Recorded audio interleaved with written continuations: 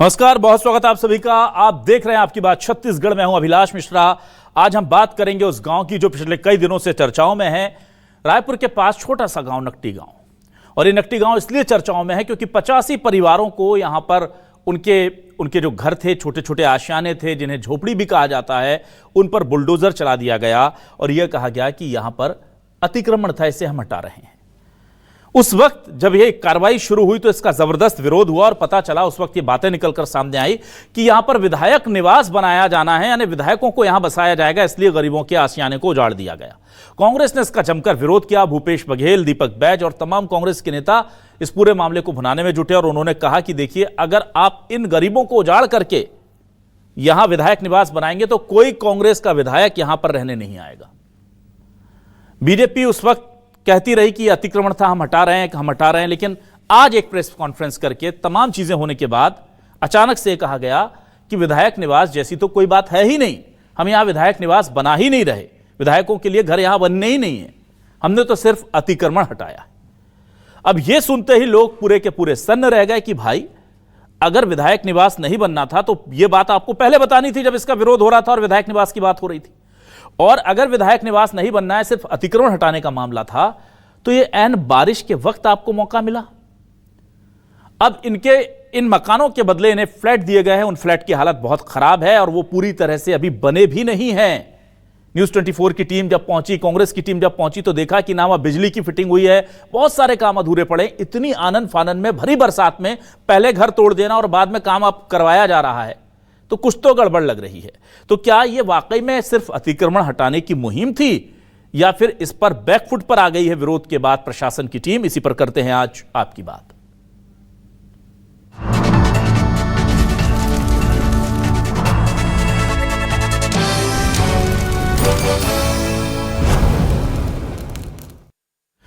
सबसे पहले ग्रामीणों का दर्द आपको दिखाते हैं कि क्या कह रहे हैं ग्रामीण और किस बात से नाराज रहे, वो जरा सुनिए।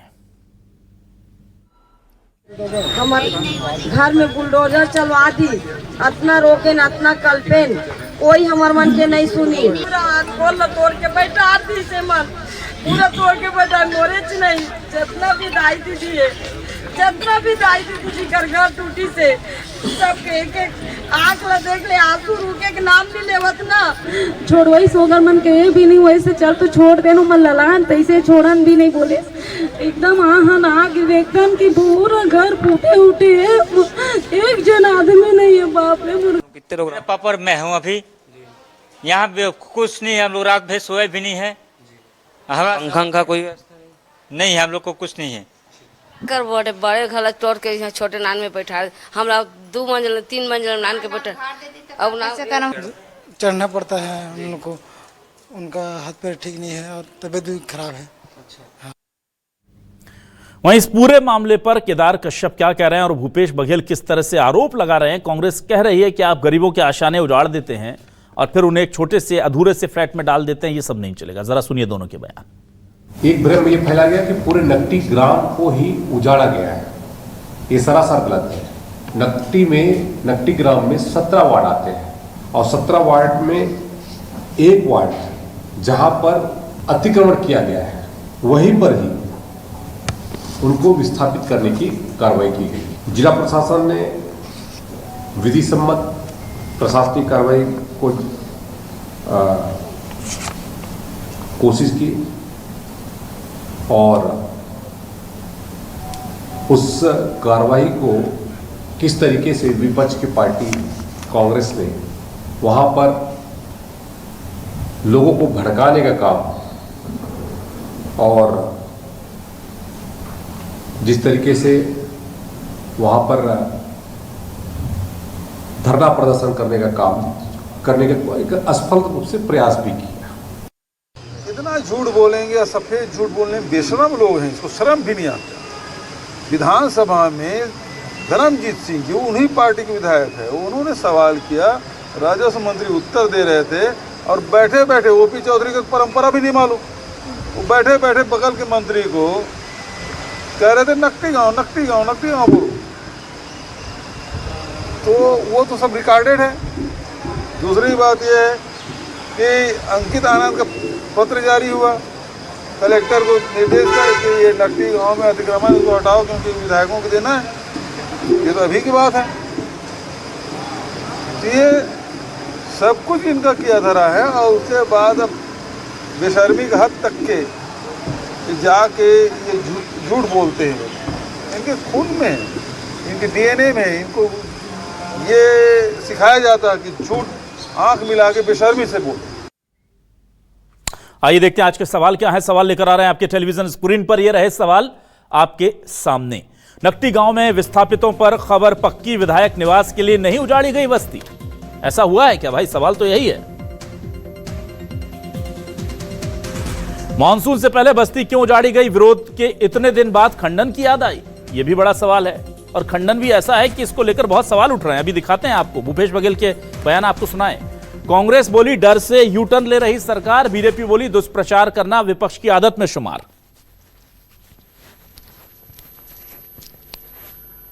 पचासी परिवारों को मानसून में क्यों कर दिया बेघर? अतिक्रमण हटाना या विधायक निवास, किस पर थी नजर? असली मकसद क्या था भाई, इसी पर तो बात करनी है। तीन खास मेहमान मेरे साथ जुड़ गए हैं। वैभव बैस साहब जुड़ गए हैं, बीजेपी से वरिष्ठ नेता प्रवक्ता हमारे साथ, स्वागत करता हूं। धनंजय ठाकुर साहब वरिष्ठ नेता प्रवक्ता कांग्रेस से हमारे साथ जुड़ गए हैं। अनिल द्विवेदी जी वरिष्ठ पत्रकार हमारे साथ जुड़ गए हैं। तीनों का स्वागत करता हूं। सबसे पहला सवाल वैभव जी आपके पास आता हूं। वैभव जी, बहुत देर कर दी हुजूर आते आते, पहले बताते तो शायद आपकी बात पर यकीन कर जाते, पर इतना सब तमाशा होने के बाद अब आप कह रहे हैं कि विधायक निवास बना ही नहीं रहे, हम तो अतिक्रमण हटा रहे हैं। और यह बात भूपेश बघेल गलत तो नहीं कह रहे हैं कि एक वीडियो वायरल हो रहा है ओपी चौधरी साहब का, जिसमें वो याद दिला रहे हैं धर्मजीत जी को कि नकटी गांव, और कह रहे हैं कि हमने दिया। फिर वो अंकित आनंद कलेक्टर के पत्र का भी उल्लेख कर रहे हैं। तो ये तथ्य हैं ऑन रिकॉर्ड सर, कैसे इनका खंडन करेंगे आप? देखिए, इसमें खंडन करने जैसा कोई विषय नहीं है अभिलाष जी। हम उस राजनीतिक दल से आते हैं जिस राजनीतिक दल में आवासहीन लोगों के आवास के लिए इस प्रदेश में लाखों लोगों के साथ आंदोलन करके अपनी सत्ता यहां पे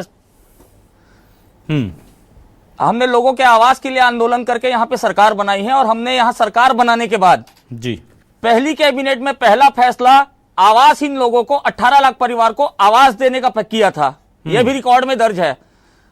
अभी विगत 2.5 सालों में हमने 10,60,000 से ज्यादा परिवारों को प्रधानमंत्री आवास योजना के तहत आवास बना के डिलीवर कर दिए हैं जी। हम किसी को बेघर कैसे कर सकते हैं? हमारा इन सब चीजों में यकीन नहीं है। अब मैं आता हूं कांग्रेस के फैलाए हुए अफवाहों में।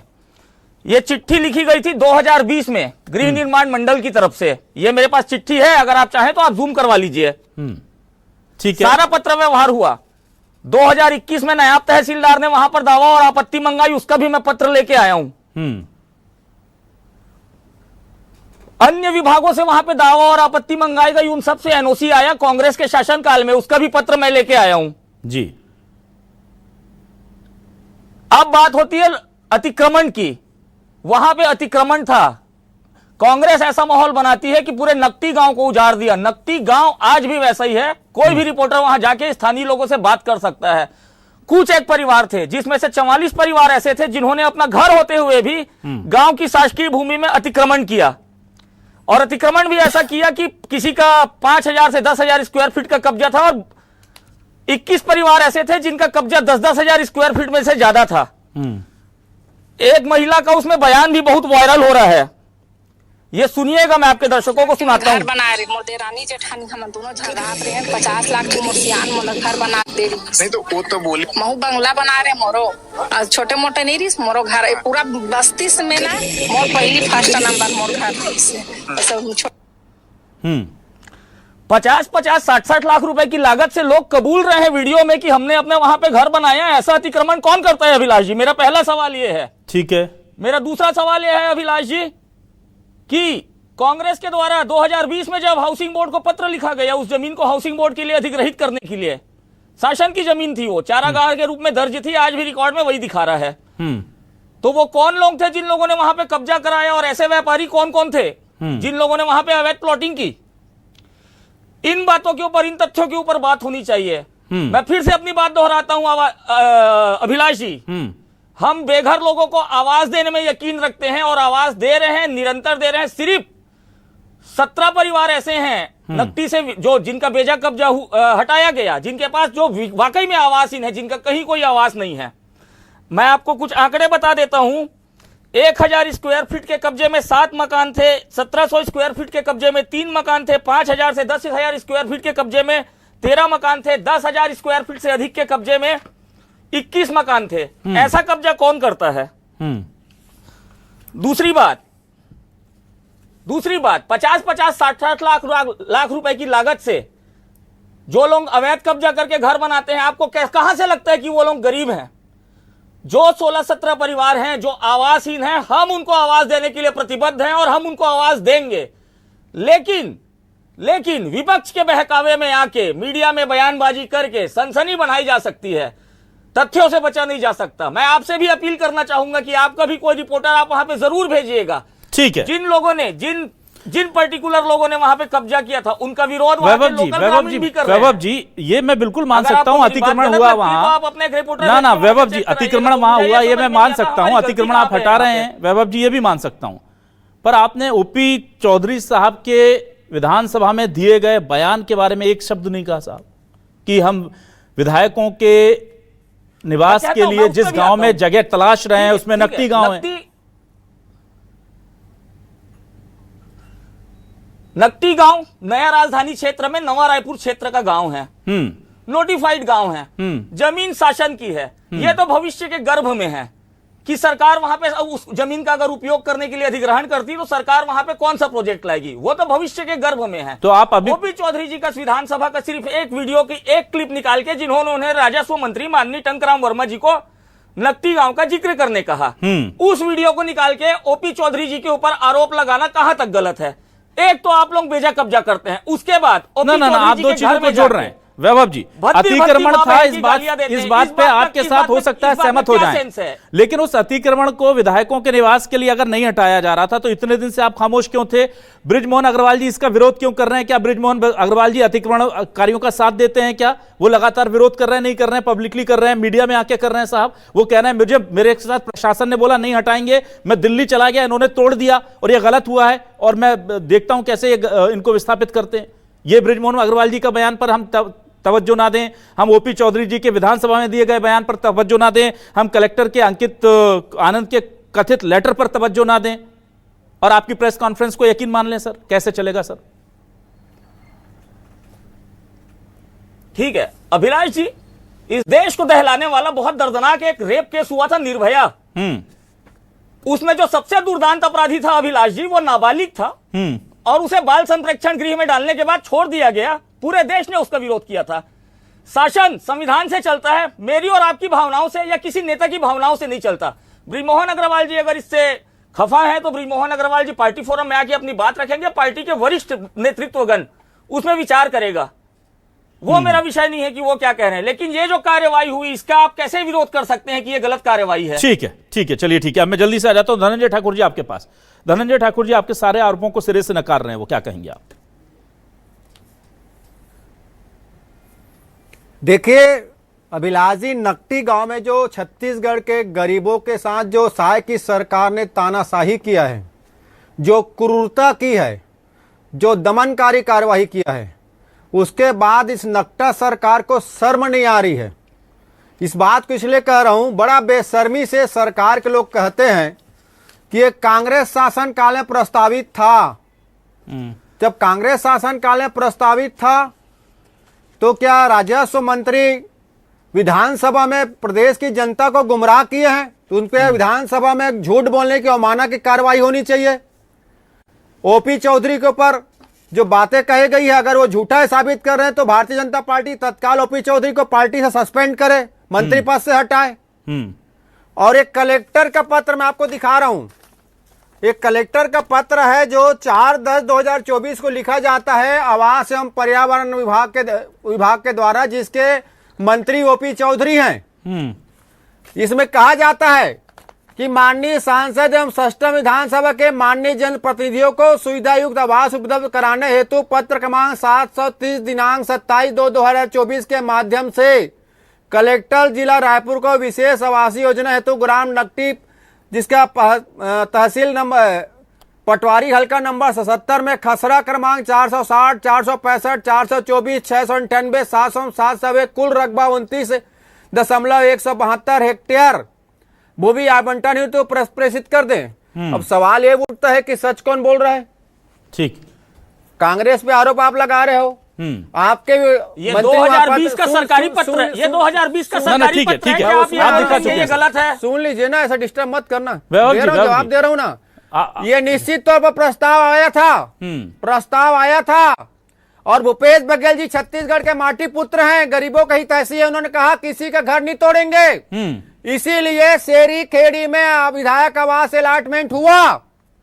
लेकिन विष्णुदेव साय जो अडानी के गुलाम हैं, विष्णुदेव साय जिसके मंशा बुलडोजर चलाने की है, विष्णु साय जिसकी मंशा आदिवासियों का घर से खदेड़ने की है, और ये पहली कार्रवाई नहीं है विलास जी। ठीक है, शपथ ग्रहण से लेकर आज तक इस प्रदेश में बस्तर से लेकर सरगुजा राजनांदगांव कौन ऐसा जिला बचा है ठीक है जी हाँ गरीबों के घर पे विष्णु साय जी ने बुलडोजर नहीं चलाया है? ठीक है, आज इनको शर्म नहीं आती आरोप लगाने पर? ठीक ठीक, एक गरीबों के विरोधी हैं, ये अडानी के गुलामी करेंगे, पूंजीपतियों की गुलामी करेंगे, और गरीबों के आसाने, उनके मासूम बच्चों के भविष्य, उनके जो बुजुर्ग, ठीक है धनंजय जी, बुलडोजर चलाएंगे। ठीक है धनंजय जी, अडानी के गुलाम लोग हैं, पूंजीपतियों के नौकर लोग। ठीक है धनंजय जी, मैं अनिल द्विवेदी जी के पास आता हूँ। अनिल द्विवेदी जी, अभिलाष जी, मैं आऊंगा, वैभव जी आऊंगा, अनिल जी को भी इंट्रोड्यूस करने दीजिए मुझे। अब आ रहा हूँ वैभव जी, आपके पास आऊंगा, आपके पास आऊंगा वैभव जी, आपके पास। अभिलाष जी 1 मिनट। ना 1 मिनट नहीं सर, उनको वो बहुत देर से वेट कर रहे हैं। गुलाम कोई किसी का नौकर नहीं है, गुलाम है। नहीं ना सर, आप ऐसे, वैभव जी भी आ रहा हूँ, 1 मिनट धनंजय जी, ना और मेहमानों को भी बोलने दीजिए, आप लोग ये नहीं करेंगे सर। अभिलाष जी ऐसे ऐसे नहीं, आपको नकदी में धनंजय जी को ऑडियो डाउन कर दीजिए। धनंजय जी, आपको आवाज मैंने बंद कर दी, माफी चाहूंगा भाई। मेरे और भी मेहमान हैं, उनको भी मैंने समय देकर पूरे सम्मान के साथ बुलाया है। धनंजय जी और वैभव जी प्लीज, मैं पहले अनिल जी को इंट्रोड्यूस करता हूं, फिर आ रहा हूं आपके पास। आप दोनों के पास आऊंगा, टर्न बाय टर्न आऊंगा सर, सिर्फ आपको मौका नहीं दे सकता। अनिल जी के पास आ गया, आप दोनों की आवाज मैंने बंद कर दी है, आप दोनों की आवाज बंद कर दी, माफी के साथ, बहुत माफी के साथ, हाथ जोड़कर बंद कर दी। अनिल द्विवेदी जी आप बोलिए सर। अनिल द्विवेदी जी, आप लोगों की आवाज नहीं आ रही, धनंजय जी मत आपकी ऊर्जा खराब कीजिए प्लीज। अनिल द्विवेदी जी, मेरा सवाल आपसे है, मेरा सवाल यह है कि क्या ये मामला जो है वो बहुत बिगड़ गया, उसके बाद इसको संभालने की कोशिश की गई है? अनिल जी, वैभव जी आपकी आवाज नहीं आ रही है भाई, अनिल जी बोल रहे हैं, वैभव जी आपकी आवाज नहीं आ रही, धनंजय जी आपकी आवाज नहीं आ रही है। देखिए अभिलाष जी, मेरी अच्छा नहीं लग रहा, आप लोग खाली हाथ हिलाते हुए बोलते हुए नजर आ रहे हैं। देखिए अभिलाष जी, नया रायपुर में जो नकटी का जमीन विवाद हुआ है, ऐसा लगता है कि सरकार के लिए अब वो डिजास्टर मैनेजमेंट हो गया है।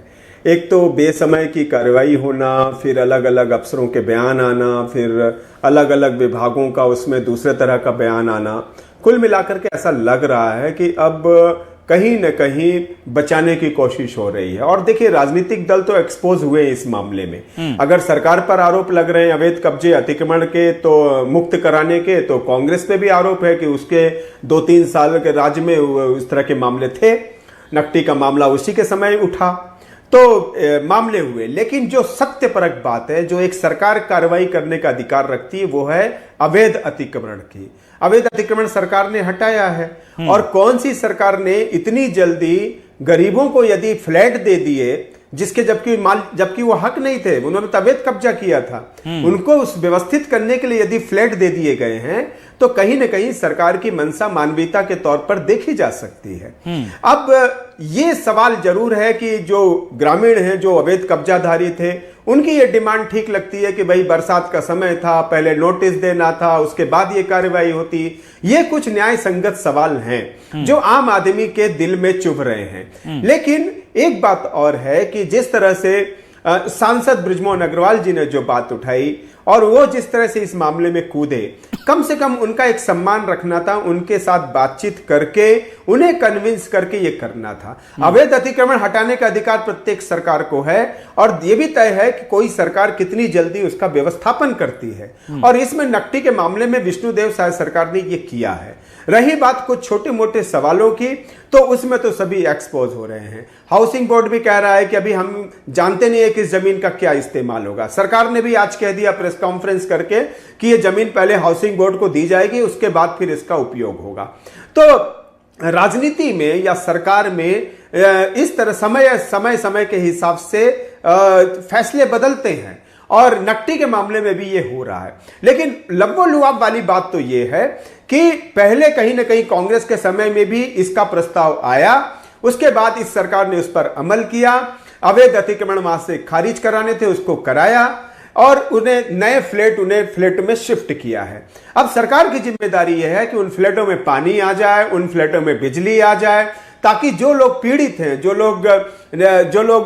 जो अन्याय समझ रहे हैं जिनके साथ, उनके साथ एक न्याय हो सके, उनको सुव्यवस्थित तरीके से व्यवस्थित किया जाए। और फिर सरकार को चाहिए कि वो ऐसी जमीन का इस्तेमाल किसी ऐसे जनहित कार्य के लिए करे जिसमें लोगों को लगे कि हाँ, ये न्यायपरक फैसला हुआ है। चलिए ठीक है, मैं वापस आता हूं।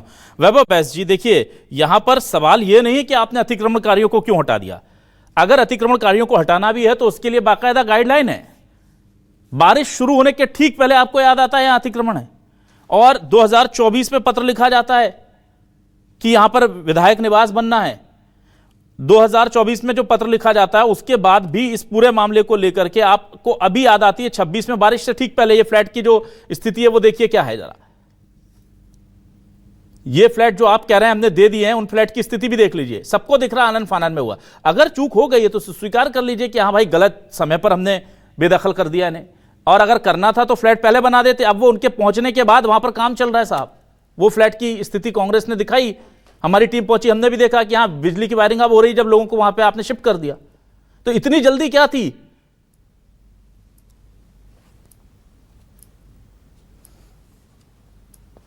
अभिलाष जी, क्या जो लोगों का अतिक्रमण था वो लोग वहां पे विस्थापन के पात्र थे? तो फिर आप कर क्यों रहे विस्थापित? नहीं थे, कर क्यों रहे फिर विस्थापित? उसके बाद भी सरकार ने वैकल्पिक व्यवस्था की। ना, ये तो गलत है ना। उसके बाद भी सरकार ने तो आप अतिक्रमणकारियों को फिर तो आप भी अपना घर कहीं ना वैभव जी, ऐसे नहीं चलेगा। एक तरफ आप कह रहे 10-10 हजार स्क्वायर फीट का कब्जा, ना वैभव जी, एक तरफ आप कह रहे 10,000 स्क्वायर फीट का कब्जा, आप एक स्टैंड पर रहिए सर। और अगर 10,000 स्क्वायर फीट का कब्जे पर 50 लाख का कोई मकान बनवा रहा है, उसको आप सरकारी फ्लैट दे रहे हैं ले जाकर। मैं एक ही स्टैंड पे हूं अभिलाष जी, मैं एक ही स्टैंड पे हूं।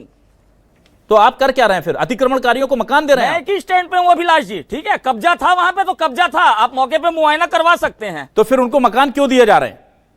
फिर जवाब दीजिए। और अवैध कब्जा था, अवैध कब्जेधारियों को मकान क्यों दे रहे हैं आप? मानवीयता के आधार पे मकान दिए जा रहे हैं। शासन ने मानवीयता के आधार पे वो फैसला किया। अनिल द्विवेदी जी ने भी जो कहा उस बात से मैं पूरी तरह सहमत हूं। तो फिर पूरा ही दे देते। ये मानवीयता कैसी है जो आपकी अधूरी मानवीयता है वैभव जी? फिर पूरा दे देते, बना के दे देते। अच्छा ना कि आप लोग प्रधानमंत्री आवास भी तो डिलीवर नहीं कर पा रहे थे, जो केंद्र सरकार की योजना थी, जो लोगों का हक था। वो लोग जो उस अधिकार को डिलीवर नहीं कर पा रहे थे, वो पार्टी जो सट्टे के पैसे से और शराब घोटाले के पैसे से चलती है, वो पार्टी हमसे सवाल उठाती है। मुद्दा यह है कि सिर्फ ओपी चौधरी को डिफेम करना है। भूपेश बघेल जी बोलते हैं ओपी चौधरी जी के बारे में, ओपी चौधरी 22 साल की उम्र में आईएएस बन गए थे। भूपेश बघेल जी को 22 साल की उम्र में पता नहीं रहा होगा कि जीवन में आगे करना क्या है। ठीक है, देखिए, राजनीति करने के लिए किसी के परिवार तक जाना, किसी के घर परिवार के जाके हंगामा करना, यह एक गलत परंपरा की शुरुआत है और हम इसका विरोध करते हैं और करते रहेंगे। ठीक है, चलिए धनंजय ठाकुर साहब आपके पास आते हैं। ये सब अतिक्रमणकारी थे और सरकार इनको मानवीयता के आधार पर फ्लैट दे रही है, वो भी बड़ी बात है। जाहिर सी बात है कि अगर कोई गलत काम कर रहा है उसको फिर भी फ्लैट दिया जा रहा है। थोड़ी बहुत कमी है उसमें, वो कह रहे हैं ठीक है हो जाएंगी पूरी। क्या कहेंगे आप? देखिए, सबसे बड़ी बात तो सरकार में बैठे लोग इतने बेसुध हैं, इतने बदहवास है, सत्ता के नशा में, उनको तो यहाँ कल्चर ही नहीं मालूम। आपको बताता हूं अभिलाष जी, नकटी ही नहीं पूरे प्रदेश में 20,000 गांव हैं और वैभव भाई जो है ना गांव से संबंधित हैं, और गांवों में ऐसे भाटापारा में लोगों को बसाया जाता है। नकटी का वो भाटापारा एरिया है और 10,000 फुट, वहां तो 15,000 20,000 फुट का ब्यारा होता है। अनिल द्विवेदी जी जानते नहीं जानते, मैं नहीं जानता, लेकिन वैभव को पता है कल्चर कि जहां पे भाटापारा होता है, जहां गांव की कल्चर होती है, ब्यारा ही भी 15,000 फुट का होता है और उसको एक कब्जाधारी बता रहे हैं। मतलब छत्तीसगढ़ के लोग छत्तीसगढ़ में अपने भाटापारा अपने गांव में रहते हैं, वो कब्जाधारी हो गया। और भाजपा के नेता गुजरात से हरियाणा से आके जो सरकारी जमीन चारागाह गोठानों पर जो कब्जा कर रहे हैं, वो इनका ठीक हो गया। उसी नकटी गांव के लेकर ओपी चौधरी की नीयत उजड़ गई। राजस्व मंत्री ने स्वीकार किया है। और ये भूपेश बघेल के बारे में बोल रहे थे कि 22 साल की उम्र में क्या बनेंगे, भूपेश बघेल जी ने तय नहीं किया था। अरे भूपेश बघेल जी 22 साल की बात करते हैं, वो पहले से ही छत्तीसगढ़ का जनता की तैसी था और पढ़े लिखे थे। ओपी चौधरी छत्तीसगढ़ के माटी पुत्र हैं, क्या उनको छत्तीसगढ़ कल्चर नहीं मालूम? छत्तीसगढ़ में यही स्थिति है कि अगर बारिश का दिन आ जाना, घर के भीतर को चिड़िया घोंसला बना ले तो उसको नहीं हटाया जाता। ठीक है, तो छत्तीसगढ़ के पढ़े लिखे बेटा जो है ओपी चौधरी, ठीक है, क्या भूल गए किस गुजराती के दबाव में काम किए? ठीक है, चलिए मैं अनिल द्विवेदी जी के पास आता हूं। भविष्य का हत्या कर दी गई। ठीक है, अनिल द्विवेदी जी के पास आता हूं। उससे पहले मैं बृजमोहन अग्रवाल जी का बयान भी सुना देता हूं, जो इस पूरे मामले को बिल्कुल एक अलग एंगल दे रहा है। जरा बृजमोहन अग्रवाल जी का बयान सुनाइए भाई पब्लिक को।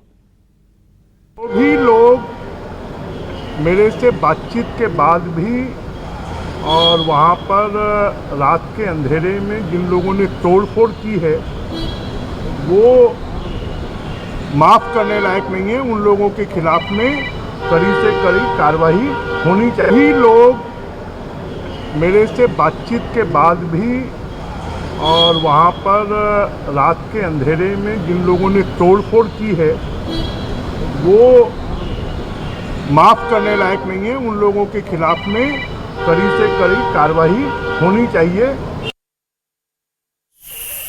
अनिल द्विवेदी जी, अब वैभव जी की बात माने तो अतिक्रमण हटाया है, पूरा नियम कानून के तहत हटाया है और उसके बाद भी मानवीयता दिखाते हुए मकान दे दिए हैं।